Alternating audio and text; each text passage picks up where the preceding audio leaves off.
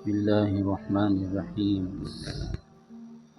الحمد لله رب العالمين والعاقبة للمتقين والصلاة والسلام على سيد الأنبياء والمرسلين وعلى آله وصحبه أجمعين وبارك وسلم تسليما كثيرا أما بعد.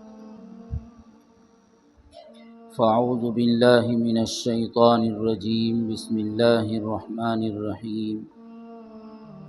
ألا إن أولياء الله لا خوف عليهم ولا هم يحزنون الذين آمنوا وكانوا يتقون.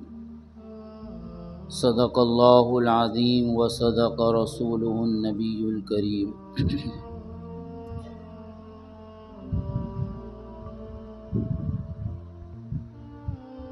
آج سے تقریباً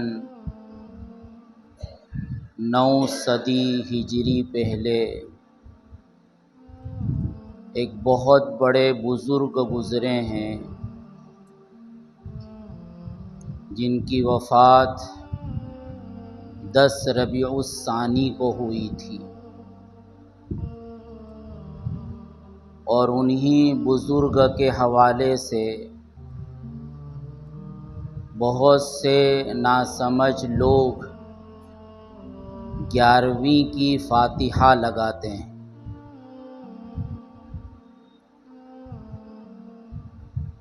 یہ بزرگ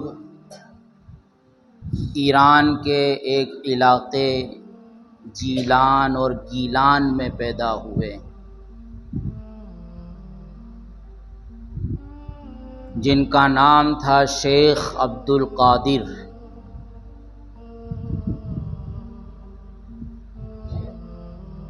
بزرگوں کا اور اللہ کے ولیوں کا تذکرہ ہماری مجلسوں میں ہونا چاہیے. سفیان ابن عیینہ ایک بہت بڑے محدث گزرے ہیں. وہ یہ کہا کرتے تھے کہ تتنزل الرحمہ عند ذکر الصالحین، کہ نیک لوگوں اور اللہ کے ولیوں کا تذکرہ کرنے کے وقت اللہ تبارک و تعالیٰ کی رحمتوں کا نزول ہوتا ہے. بشر ابن حارث ایک بڑے محقق گزرے ہیں. وہ یہ فرماتے تھے کہ بہت سے مرحوم ایسے ہیں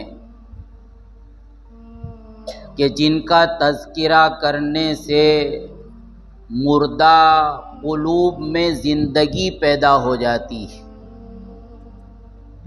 اور اس کے مقابلے میں بہت سے زندے ایسے ہیں کہ جن کا تذکرہ کرنے سے زندہ دلوں میں بھی مردگنی چھا جاتی ہے.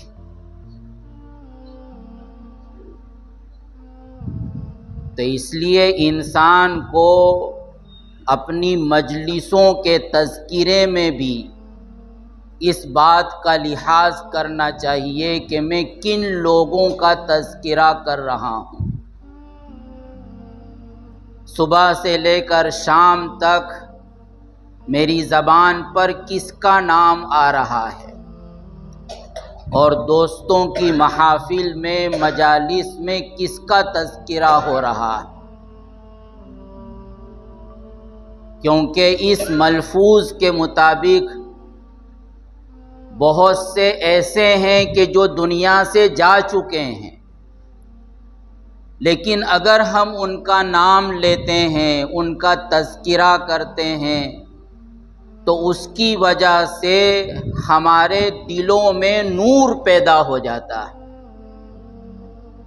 مردہ دلوں میں جان پڑ جاتی ہے، انسان کو اللہ کی یاد آنے لگتی ہے، انسان اللہ سے توبہ اور استغفار کرنے پر آمادہ ہو جاتا ہے، اس کے دل میں اللہ کی محبت پیدا ہو جاتی ہے. اور بہت سے لوگ ایسے ہیں کہ جو اگرچہ زندے ہیں لیکن ان کا تذکرہ کیا جائے، زبان پر ان کا نام لیا جائے، محفلوں اور مجلسوں میں بار بار انہی کا چرچا کیا جائے، تو اگرچہ وہ زندے ہیں لیکن ان کے تذکروں کی وجہ سے دل میں ظلمت اور تاریکی پیدا ہو جاتی ہے۔ انسان نیکیوں کی طرف جانے کے بجائے اس کے قدم گناہوں کی طرف مائل ہونے لگتے ہیں، آخرت کی طرف رغبت ہونے کے بجائے دنیا کی طرف اس کی رغبت ہونے لگتی ہے۔ تو اس لیے ہمیں اللہ کے ولیوں کا تذکرہ موقع بموقع وقتاً فوقتاً کرنا چاہیے، کتابوں میں ان کے احوال پڑھنا چاہیے، اور یہ ایک ایمان کا بھی تقاضا ہے، کیونکہ ایمان کے لیے اللہ اور اس کے رسول سے محبت ضروری ہے۔ جس کے دل میں اللہ سے اور اللہ کے رسول سے محبت نہیں ہے، یقین جانیے کہ اس کے دل میں ایمان بھی نہیں، اور جس سے محبت ہوتی ہے تو اس کے محبوب سے بھی انسان کو محبت ہوتی ہے۔ کہا جاتا ہے کہ دوست کا دوست بھی دوست ہوتا ہے۔ تو اللہ کے ولی کا مطلب یہ ہے کہ وہ اللہ کے دوست ہیں، ان کے دلوں میں اللہ کی محبت تھی، اور اپنے دلوں میں انہوں نے اللہ سے ایسی محبت پیدا کی تھی، اور ان کے دلوں میں اللہ کے ساتھ ایسا عشق تھا کہ اللہ نے بھی ان کو اپنا محبوب بنا لیا تھا، اللہ نے ان کو اپنا دوست بنا لیا تھا۔ تو گویا ایمان کا یہ تقاضا ہے کہ اللہ کے ولیوں کے ساتھ بھی ہمارے دل میں محبت ہونا چاہیے، اور یہ محبت ہمارے لیے ایمان کی ترقی کا باعث ہے۔ ولیوں کی محبت ہمارے لیے نیکیوں کی طرف رغبت کا باعث ہے، بلکہ یہ کہا جا سکتا ہے کہ اللہ کے ولیوں کی محبت انسان کے لیے نجات کا ذریعہ بن سکتی ہے۔ تو اس لیے ہمیں اللہ کے ولیوں کا تذکرہ وقتاً فوقتاً کرنا چاہیے، لیکن افسوس کی بات یہ ہے کہ کچھ لوگ تو وہ ہیں کہ جن کے یہاں اللہ کے ولیوں کا کوئی مقام و کوئی مرتبہ نہیں ہے۔ وہ یہ سمجھتے ہیں کہ جس طرح ہم ایک انسان ہیں تو جن کو اللہ کا ولی کہا جاتا ہے، متقی پر کہا جاتا ہے، صالح کہا جاتا ہے، پرہیزگار کہا جاتا ہے، وہ بھی ہماری طرح ایک انسان تھے، ہم میں اور ان کے درمیان کوئی فرق نہیں۔ اور کچھ لوگ وہ ہیں کہ جو ولیوں کا تذکرہ تو کرتے ہیں، لیکن ان کی جو اصل تعلیمات تھی، ان کی زندگی کا جو اصل سبق تھا، اس کو چھوڑ کر ان ولیوں کو ان کے مقام سے بڑھا کر رسول کے مقام پر یا اللہ کے مقام پر پہنچا دیتے ہیں۔ ظاہر ہے کہ یہ دونوں نظریات بالکل غلط ہیں۔ ایک طرف تفریط ہے، کوتاہی ہے کہ اللہ کے ولیوں کو بھی اور بڑے لوگوں کو بھی انسان اپنی طرح سمجھے کہ جس طرح میں ایک مسلمان ہوں وہ بھی ایک مسلمان تھے، جس طرح میں نماز پڑھتا ہوں وہ بھی نماز پڑھتے ہوں گے، جس طرح میں روزے رکھتا ہوں تو وہ بھی روزے رکھتے ہوں گے۔ یہ اللہ کے ولیوں کے مقام کو گھٹانا ہے۔ اور دوسری طرف جو بعض لوگوں کا طریقہ ہے وہ افراط پر اور زیادتی پر مبنی ہے، اور وہ ایک گمراہی کا راستہ ہے کہ ولی کا جو مقام ہونا چاہیے اس مقام سے اس کو بڑھا کر رسول کے مقام پر بلکہ رسول کے مقام سے بھی بڑھا کر اللہ کے مقام پر اس کو پہنچا دیا جائے، اور پھر اس کے نام کے کھانے پکائے جائیں، اس کے نام کی دہائی دی جائے، اس کے نام کے نذر و نیاز کیے جائے، تو واقعہ یہ ہے کہ یہ دونوں راستے غلط ہیں۔ صحیح راستہ وہ ہے جو خود ان ولیوں نے اپنے لیے منتخب کیا تھا۔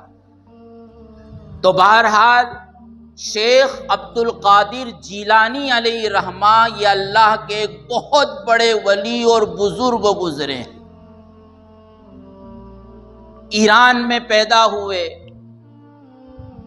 اور بچپن میں ان کی والدہ نے علم حاصل کرنے کے لیے ان کو بغداد بھیج دیا تھا، کیونکہ اس زمانے میں بغداد یہ علم کا مرکز رہا۔ علم کے مرکز تبدیل ہوتے رہتے ہیں۔ اللہ کے رسول صلی اللہ علیہ وسلم کے زمانے میں اور خلفائے راشدین کے ابتدائی دور میں مدینۃ المنورہ وہ علم کا مرکز تھا۔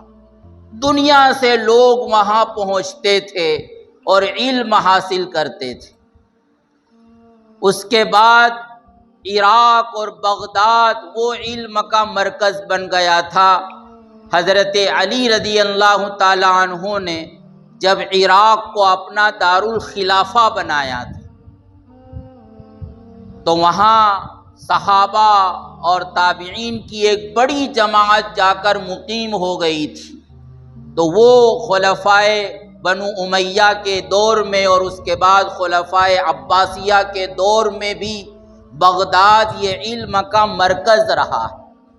تو بنو عباس کی جو خلافت تھی وہی دور عبد القادر جیلانی علیہ رحمہ کا دور ہے۔ اور ان کے بچپن کا یہ عجیب واقعہ ہے کہ جس وقت ان کی والدہ نے بغداد ان کو روانہ کیا تو اس زمانے میں قافلوں کے ساتھ سفر کرتے تھے لوگ، پورا پورا قافلہ جاتا تھا، سفر کرتا تھا، کیونکہ لوٹ لینے کا، ڈاکہ ڈال دیے جانے کا، چوروں کا اندیشہ رہتا تھا۔ تو جو قافلہ بغداد جا رہا تھا ایران سے، ان کے گاؤں سے، تو والدہ نے عبد القادر جیلانی کو ان کے ساتھ کر دیا، اور راستے میں سوء اتفاق ہوا یہ کہ ان پر ڈاکہ ڈال دیا گیا ڈاکوؤں کی طرف سے، اور پورے قافلے والوں کو ڈاکوؤں نے لوٹ لیا۔ عبد القادر جیلانی یہ چھوٹے سے بچے تھے، ایک ڈاکو نے ان کو پکڑا اور کہا کہ بتا تیرے پاس کیا ہے؟ تو اس نے کہا کہ میرے پاس 40 دینار ہے، 40 اشرفی سونے کے سکے جو اس زمانے میں چلتے تھے۔ وہ ڈاکو کو بڑا تعجب ہوا کہ چھوٹا سا بچہ ہے اور مال کو چھپانے کے بجائے وہ صاف بتا رہا ہے کہ میرے پاس 40 دینار ہیں۔ وہ اپنے سردار کے پاس عبد القادر جیلانی کو لے گیا، اور ڈاکوؤں کے سردار نے ان سے پوچھا کہ تیرے پاس بتا مال کیا کتنا ہے؟ تو کہا کہ میرے پاس 40 دینار۔ کہا سچ بول رہا؟ کہا بالکل سچ بول رہا ہوں، میرے پاس 40 دینار۔ کہا کہ کہاں ہے؟ تو کہا کہ میرے بغل کے نیچے میری والدہ نے چادر میں سی دیے ہیں۔ چنانچہ وہ چادر کھولی گئی، سلائی نکالی گئی تو اس میں واقعتاً 40 دینار تھے۔ تو وہ ڈاکوؤں کے سردار نے عبد القادر جیلانی سے کہا کہ تو دیکھ رہا ہے کہ میں نے پورے قافلے کو لوٹ لیا ہے، اس کے باوجود تو نے سچ سچ بتلا دیا کہ میرے پاس 40 دینار ہے، حالانکہ اگر تو جھوٹ بولتا تو یہ ایسی جگہ مال چھپا ہوا تھا کہ ہم تلاش کرتے تب بھی نہیں ملتا، تو آخر تو نے کیوں بتلا دیا؟ تو جو سننے کی بات ہے اور ہم سب کے لیے نصیحت کا اور نصیحت کا سامان ہے وہ یہ ہے کہ میری والدہ نے جب میں رخصت ہو رہا تھا تو ایک نصیحت کی تھی کہ بیٹا کبھی بھی جھوٹ مت بولنا۔ دوستو، تربیت جو ہوتی ہے وہ والدین کی طرف سے ہوتی ہے اور گھر میں ہوتی ہے اور ماں باپ کی گود میں تربیت ہوتی ہے۔ مدرسے میں، مکتب میں علم پڑھایا تو جا سکتا ہے، لیکن حقیقی جو تربیت ہے، سلیقہ مندی ہے، وہ دراصل والدین کے گھر میں، والدین کی گود میں تربیت ہوتی ہے۔ جتنے بھی اولیاء ہیں، خود ہمارے ہندوستان میں جتنے بھی ولی گزرے ہیں، خواجہ بختیار کاکی علیہ رحمہ، نظام الدین اولیاء علیہ رحمہ، شیخ قطب الدین اجمیری علیہ رحمہ، تو ان سب کے حالات میں اگر ہم پڑھیں گے تو یہ نظر آئے گا کہ بچپن میں ان کی ماؤں نے جو ان کی تربیت کی تھی، اس تربیت کا نتیجہ تھا کہ اللہ تبارک و تعالیٰ نے ان کو اتنے بڑے مقام پر پہنچایا۔ تو عبد القادر جیلانی نے کہا کہ میری والدہ نے مجھ کو ایک نصیحت کی تھی کہ بیٹا کبھی بھی جھوٹ مت بولنا۔ یہ بہت بڑی نصیحت، جو ماہرین نفسیات ہیں وہ یہ کہتے ہیں کہ بچوں کی تربیت میں اور خاص طور پر اسلامی تربیت میں 3 چیزوں کا خاص طور پر اہتمام کرنا چاہیے۔ ایک تو یہ کہ ماں باپ اپنے بچوں کو اس بات کا عادی بنائیں اور اس بات کی تاکید کریں کہ کبھی بھی جھوٹ مت بولنا، کچھ بھی ہو جائے، کوئی تم کو مارے، کوئی تم کو لوٹے، کوئی تم کو جو کچھ بھی تمہارے ساتھ کرے، لیکن بچوں کو اس بات کی تاکید کی جائے، ان کو عادی بنایا جائے کہ وہ کبھی بھی جھوٹ نہ بولے۔ اس لیے کہ بچہ جب جھوٹ بولنے کا عادی ہو جاتا ہے تو پھر وہ ہر گناہ کر سکتا ہے، کوئی گناہ اس سے چھوٹ نہیں سکتا اور وہ کسی گناہ کو کرنے سے ڈرے گا نہیں۔ تو ایک خصلت یہ پیدا کرنا چاہیے اور اس اعتبار سے تربیت کرنا چاہیے کہ بچے جھوٹ نہ بولیں کسی بھی حالت میں۔ اور دوسری چیز ماہرین فرماتے ہیں کہ بچوں کو بڑوں کی خدمت کی عادت ڈالیں، بڑوں کی خدمت کرنے کا ان کے اندر جذبہ پیدا کرے، ماں باپ کی خدمت، بڑے بھائی کی خدمت، بڑی بہن کی خدمت، دادا دادی کی خدمت، نانا نانی کی خدمت، گھر میں مہمان آ جائیں تو ان کی خدمت کرنا، ان کے اندر یہ خدمت کا جذبہ پیدا کرے۔ ان کے اندر جب یہ خدمت کا جذبہ پیدا ہوگا تو وہ ہمیشہ چھوٹے بن کر رہیں گے، ان کے اندر تواضع ہوگی، عاجزی ہوگی، انکساری ہوگی، وہ بڑوں کو منہ پھٹ جواب نہیں دیں گے، وہ بڑوں کی تعظیم کریں گے۔ اور تیسری عادت جو بچوں میں ڈالنا چاہیے وہ یہ ہے کہ وہ نمازوں کے عادی بنے۔ جب وہ نماز کی عمر کو پہنچ جائے 7 سال 10 سال تو انتہائی تاکید کے ساتھ ان کو نماز کا عادی بنایا جائے۔ یہ نماز کی عادت اگر بچوں میں پیدا ہو جائے گی تو ایک تو یہ کہ اللہ تبارک و تعالیٰ کے ساتھ تعلق اور محبت پروان چڑھے گا، اور ظاہر ہے کہ تمام نیکیوں کی بنیاد ہے اللہ کی ذات کے ساتھ محبت۔ اللہ کے ساتھ محبت ہوگی تو انسان ہر نیکی کرے گا اور بڑی سے بڑی نیکی کرنا اس کے لیے آسان ہو جائے گا۔ اور دوسرے یہ کہ بچے اگر نماز کے عادی بنیں گے تو ان کے لیے اپنے اوقات کو مینجمنٹ کرنا یہ آسان ہو جائے گا کہ کون سے وقت کون سا کام کرنا ہے۔ یہ انسان کی زندگی کے سدھار کے لیے بہت ضروری چیز ہے۔ ورنہ ہمارا حال یہ ہے دوستو، اور ہمارے جوانوں کا حال یہ ہے کہ گھنٹوں بیٹھے بیٹھے وقت ضائع کر دیتے ہیں اور ایسے کاموں میں وقت لگے رہتے ہیں کہ جس کام کا نہ کوئی دنیاوی فائدہ ہے اور نہ کوئی اخروی فائدہ ہے۔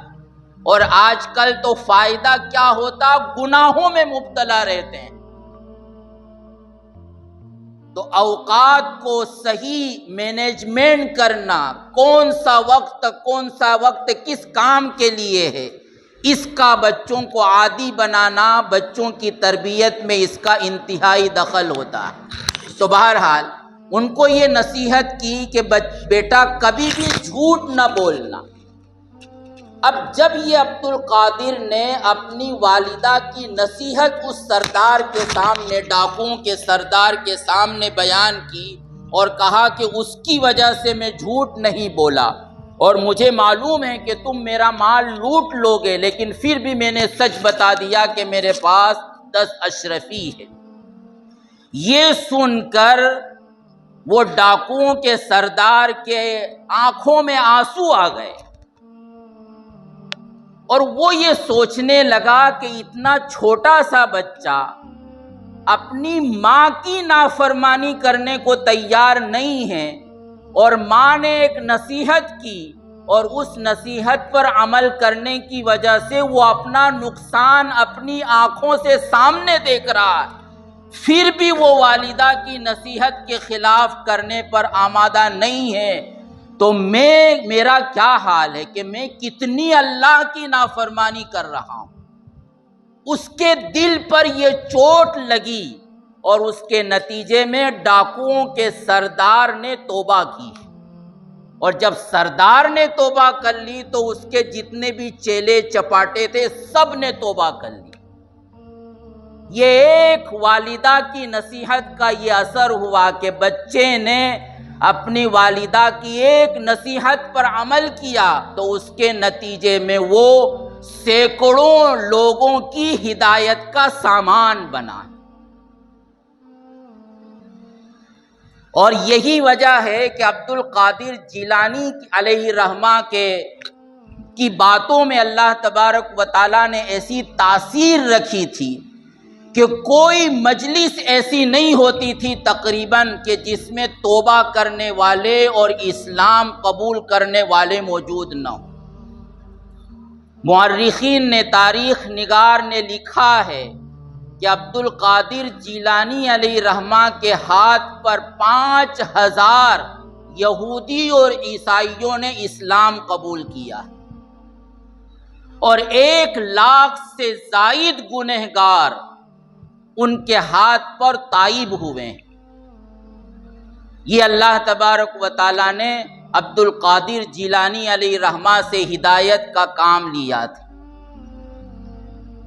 ان کا معاملہ یہ تھا کہ یہ دن بھر علمی مشغلے میں مشغول رہتے تھے، حدیث پڑھاتے تھے، قرآن مجید کا درس دیتے تھے، تفسیر کا سبق ہوتا تھا، فقہ اور اسلامی قانون کا درس دیتے تھے، اور اس کے لیے جو گرامر وغیرہ، نحو ہے، صرف ہے، ان سب کا، یعنی دن بھر ان کا مشغلہ وہ بچوں کو تعلیم دینے میں گزرتا تھا، اور ہفتے میں 3 دن یہ عوام کے درمیان وعظ فرماتے تھے، جمعہ کے دن اور اتوار کے دن اور منگل کے دن۔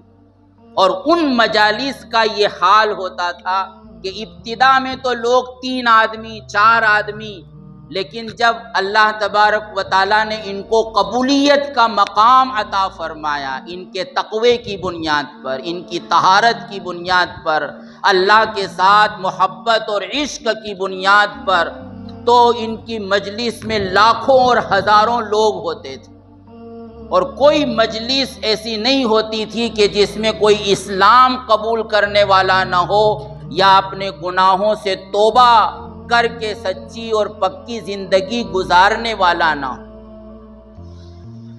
ان کی زندگی میں ایک خاص نمایاں بات یہ تھی کہ یہ توحید پر بہت زور دیتے تھے اپنی مجالس میں، کہ نفع پہنچانے والی ذات اللہ کی ہے، نقصان کو دور کرنا یہ اللہ کے قبضے قدرت میں ہے۔ روزی اللہ ہی دینے والا ہے، بیماری سے شفا وہی دے سکتا ہے۔ ان کی مجلس میں یہ توحید کی اور وحدانیت کی تعلیم بار بار ہوتی تھی، بہت تاکید کے ساتھ ہوتی تھی۔ لیکن افسوس کا مقام یہ ہے کہ جس اللہ کے ولی کی زندگی مکمل توحید کے ساتھ گزری اور توحید کی ہدایت دیتے ہوئے گزری، آج امت کا ایک بڑا طبقہ انہی کا نام لے کر خدا کی قسم بدعات میں، خرافات میں، بلکہ بہت سے ایسے کاموں میں مبتلا ہے کہ جن کاموں کے ڈانڈے شرک اور کفر سے جا کر مل جاتے ہیں، اور اللہ نہ کرے کہ ان کاموں کی وجہ سے انسان ایمان سے خارج ہو جائے۔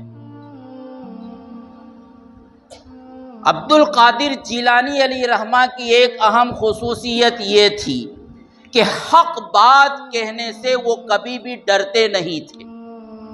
ان کے زمانے کے جو قاضی، ان کے زمانے کے امام، ان کے زمانے کے بادشاہ، جب بھی ان کی طرف سے کوئی بھی ایسی بات ان کے سامنے آتی جو شریعت کے خلاف ہوتی، سنت کے خلاف ہوتی، تو وہ برسرے منبر بادشاہوں کو ٹوک دیا کرتے تھے اور حق بات کہہ دیا کرتے تھے۔ حالانکہ بادشاہوں کا معاملہ عجیب ہوتا تھا کہ بہت سی مرتبہ اگر وہ ناراض ہو گئے تو حق بات کہنے پر بھی یہ خطرہ رہتا تھا کہ گردن جدا کر دی جائے گی۔ لیکن یہ عبد القادر جیلانی کا ایمان تھا، ان کا تقوی تھا، اور یہ بہت بڑا جہاد ہے، کلمت حق انت سلطان جائر، کہ ظالم بادشاہ کے سامنے بھی حق بات کہنا، یہ ان کی اہم خصوصیت رہی۔ اور چونکہ یہ اپنی شہرت کے لیے نہیں کہتے تھے کہ اتنے بڑے آدمی کو ڈانٹ دیا اور اتنے بڑے آدمی کے خلاف بات کر لی۔ آج تو اللہ کی پناہ کہ کوئی شخص بڑے کے خلاف اس لیے بولتا ہے کہ میں مشہور ہو جاؤں گا۔ کوئی آدمی مشہور نہ ہو، کوئی نہ جانتا ہو، تو کسی بہت بڑے آدمی کے خلاف بولنا شروع کر دے تو وہ مشہور ہو جائے۔ تو لوگ اپنی شہرت کے لیے بڑوں کی تنقید کرتے تھے، لیکن ان کے یہاں چونکہ خلوص تھا، للہیت تھی، خالص اللہ کی رضا کے لیے وہ ہدایت کیا کرتے تھے۔ اس لیے بہت سی مرتبہ ان کی مجالس میں بادشاہ بھی ہوتے تھے تو بادشاہوں پر رونگٹا کھڑا ہو جاتا تھا، اور وہ اپنے کیے پر نادم ہوتے تھے اور شرمندہ ہو جاتے تھے۔ یہ شیخ عبد القادر جیلانی علیہ رحمہ کی زندگی کے احوال ہیں۔ ان کی ایک اہم خصوصیت تھی سخاوت کرنا۔ کہا جاتا ہے کہ ان کے ہاتھ میں کبھی بھی مال رکتا نہیں تھا، جتنا بھی مال آتا تھا وہ یہ چاہتے تھے کہ غرباء اور مساکین و فقراء پر خرچ کر دیں۔ اور اس سلسلے میں انہوں نے ان کے مواعظ میں، ان کے ملفوظات میں بنی اسرائیل کے کچھ لوگوں کی ایک حکایت بھی انہوں نے ایک مرتبہ سنائی تھی کہ ایک مرتبہ بنی اسرائیل پر اللہ کا کوئی عذاب آیا یا وہ کسی مصیبت میں مبتلا ہو گئے، تو اس وقت کے نبی کے پاس وہ گئے اور درخواست کی کہ ہم کون سا ایسا عمل کریں کہ جس عمل کی وجہ سے ہماری یہ مصیبت دور ہو جائے اور اللہ تبارک و تعالی ہم سے راضی ہو جائے۔ تو وقت کے نبی پر اللہ کی طرف سے یہ وحی نازل ہوئی کہ اللہ کے کمزور اور مسکین بندوں کو تم راضی کر لو تو اللہ بھی تم سے راضی ہو جائے گا۔ ہمیشہ اگر ہم دیکھیں، جائزہ لیں تو کمزور لوگوں پر ظلم ہوتا ہے۔ ہم بھی کمزور لوگوں کو نظر انداز کرتے ہیں۔ ہمارے یہاں قدر کس کی ہوتی ہے؟ قدر اس کی ہوتی ہے جس کے پاس مال ہوتا ہے، قدر اس کی جاتی ہے جس کے پاس کوئی عہدہ ہوتا ہے، کسی کے پاس کوئی منصب ہوتا ہے۔ تو یہ بڑا آدمی ہے۔ بڑا آدمی کیوں ہے؟ اس لیے کہ مالدار ہے۔ بڑا آدمی کیوں ہے؟ اس لیے کہ یہ فلاں عہدے پر حامل ہے، فلاں کرسی اس کے پاس ہے، تو اس امید پر کہ اس سے میرے کام بنیں گے یا ضرورت کے موقع پر یہ مجھے کام آئے گا، تو آدمی ان پر اپنا مال خرچ کرتا ہے، ان کی خوشامدیں کرتا ہے، ان کی چاپلوسی کرتا ہے، ان کے تلوے چاٹتا ہے۔ اللہ تبارک و تعالیٰ فرماتے ہیں کہ میرے مسکین اور کمزور بندوں کو راضی کر لو تو میں بھی تم سے راضی ہو جاؤں گا۔ تو عبد القادر جیلانی یہ حکایت سنا کر یہ فرماتے تھے کہ اس لیے میں یہ چاہتا ہوں کہ میں کمزوروں پر اور جو معاشرے میں غریب طبقہ ہے، مسکین طبقہ ہے، اپاہج ہے، معذور ہے، جن کا کوئی پرسان حال نہیں ہے، جن پر لوگوں کی طرف سے ظلم ہوتا ہے، ان پر میں صدقہ و خیرات کروں تاکہ اللہ تبارک و تعالیٰ بھی مجھ سے راضی ہو جائے۔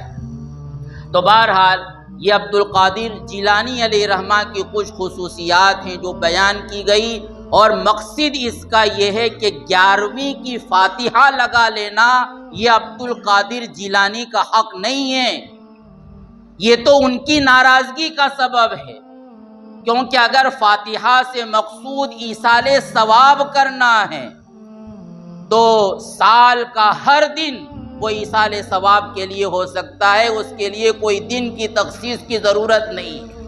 اور پھر اس میں عبد القادر جیلانی کی کیا تخصیص؟ وہ تو اللہ کے بہت بڑے ولی تھے، نیک بندے تھے، اور ہم تو ان کے متعلق یہی گمان رکھتے ہیں کہ اللہ تبارک و تعالیٰ نے ان کی مغفرت فرما دی، ان کو جنت کا داخلہ ان کے لیے مقدر کر دیا۔ لیکن اگر ایصال ثواب مقصود ہے تو ہم دوسرے گنہگار عام مومنین کے لیے کیوں ایصال ثواب نہیں کرتے؟ اور یہ کون سا ایصال ثواب ہوا کہ کچھ مخصوص چیزیں پکا لی اور خود ہی بیٹھ کر کھا لی؟ بھئی ایصال ثواب تو وہ ہوتا ہے کہ انسان اپنی جیب سے قیمتی چیز کو ایسے مقام پر خرچ کرے کہ جس مقام پر خرچ کرنے کی وجہ سے اللہ راضی ہو، اس کا ثواب ملے، اور وہ ثواب پھر مرحوم کے لیے بخشا جائے۔ تو بہرحال عبد القادر جیلانی علیہ رحمہ بدعت کے خلاف ان کی زندگی گزری ہے، اور سنت کی اشاعت پر ان کی زندگی وقف ہوئی ہے، اور آج امت کا ایک بڑا طبقہ یا تو ان کو جانتا ہی نہیں ہے، ان کا کبھی نام ہی نہیں لیتا، یا جو نام لیتے ہیں تو ان کے نام پر بدعات و خرافات کرتے ہیں اور اپنا پیٹ بھرنے کی کوشش کرتے ہیں۔ اللہ تعالیٰ ہمیں ہماری حفاظت فرمائے، اور اللہ کے ان نیک بندوں کے نقش قدم پر چل کر ہماری مغفرت کا سامان فرمائے۔ آمین۔ وآخر دعوانا الحمدللہ رب العالمین۔